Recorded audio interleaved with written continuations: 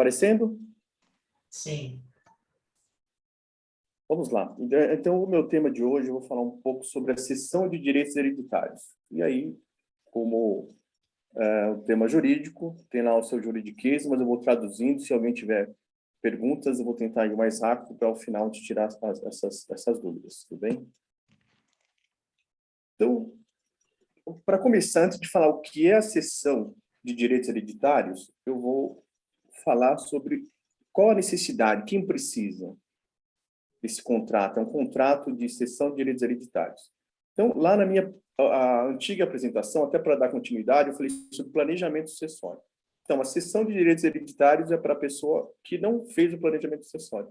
E aí a gente tem o remédio. Vai ficar sem nada? Não, temos remédios. Não tão eficientes, não tão tranquilos como se fizesse lá o planejamento sucessório, mas é possível fazer alguma coisa. E aí, por que serve? Então, aquele caso, todo mundo tem um caso de família, ou até presenciou isso. A pessoa não está mais entre nós, e aí abre a sucessão. O que é a sucessão, né? Abre a sucessão hereditária. Então, os bens, o patrimônio daquela pessoa, ela passa para os seus herdeiros. E aí, muitas vezes, o que acontece? A pessoa tem capital mobilizado, então ela tem vários imóveis, até veículos, mas não tem dinheiro. Ela não tem dinheiro para pagar o imposto que é necessário, para pagar o honorário de advogado, e aí fica aquele sufoco. O que eu faço? Às vezes dá entrada lá, o advogado dá entrada no inventário judicial, e a pessoa deixa de pagar o advogado porque não tem condições, e o inventário fica lá parado. E aí, qual que é a solução para isso? Capitalizar, ter liquidez. E aí entra a cessão de direitos hereditários. Para quem é o cessionário, para quem compra esse direito, é uma oportunidade. Por que é uma oportunidade? Você pode comprar aí ativos no preço abaixo de mercado, até em razão da situação que se encontra. E custos emocionais. Aí tem variáveis, estão inúmeras, infinitas razões porque a pessoa não quer estar lá naquela situação de herdeiro.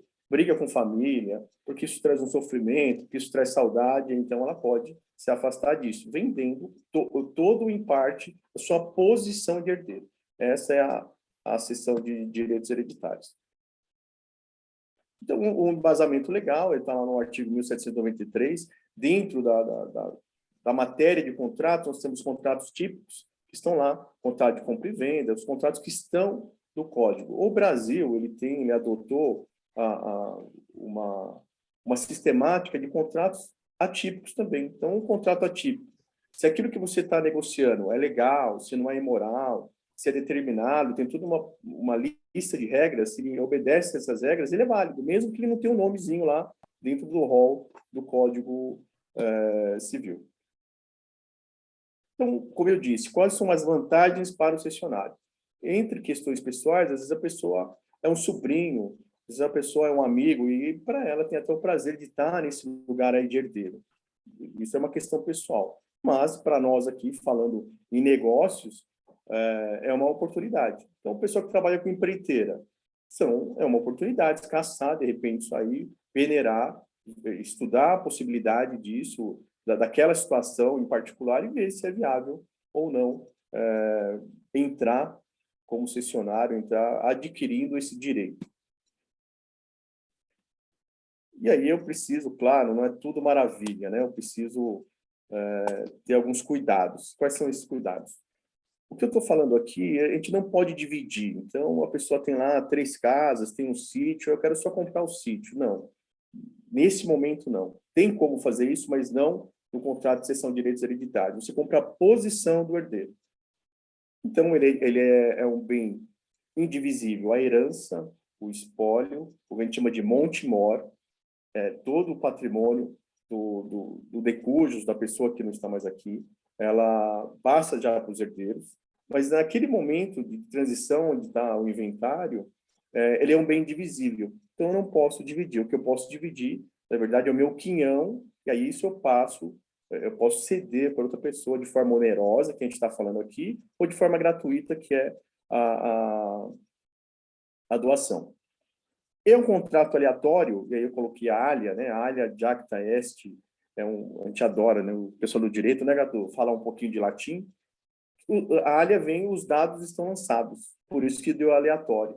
Por que aleatório? Por que é um contrato aleatório? Mas espera aí, doutor, não está falando de um bem lá, de tudo, tem uma casa, mas às vezes a pessoa lá no passado fez uma dívida e esse bem está gravado, esse bem tem ônus, tem dívida. E aí, se você compra a posição, você não compra só a posição do ônus, do bônus, você compra a posição do ônus também. Então, por isso que tem que ter cuidado. E aí, como que a gente faz isso? Analisa a existência de ônus, hipoteca, gravame, como que eu faço isso? Com um pedido de certidões, tá bom?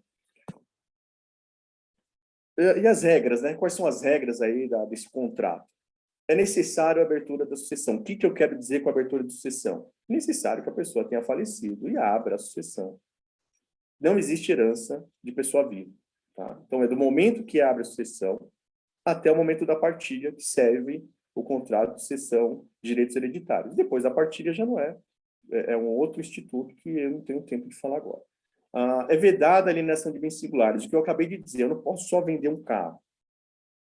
E a alternativa que eu tenho para isso, mas aí é dentro do processo do inventário, do procedimento de inventário, é pedir um alvará para o juiz, acontece, é comum, a pessoa não tem condições de pagar lá o imposto, vende um carro, e aí eu tenho que ter um motivo para vender esse carro, e aí sim eu vendo. E aí não é mais uma cessão de direitos hereditários, mas sim é um alvará, é um alvará judicial.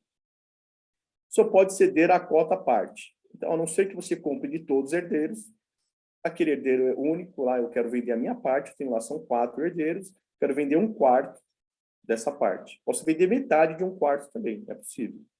A outra regra é a escritura pública. Então, o direito ele coloca algumas regras para alguns negócios.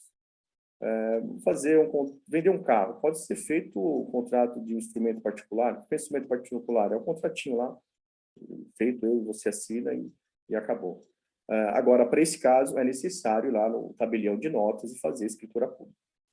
Direito de preferência. Antes de eu comprar, os herdeiros, os demais herdeiros precisam consentir, ou eu preciso oferecer para essa pessoa primeiro, para os outros herdeiros. Isso é o direito de preferência. O que é outorga uxória? É a autorização do cônjuge. Tá? O cônjuge também precisa autorizar para não ter um problema de nulidade lá na frente.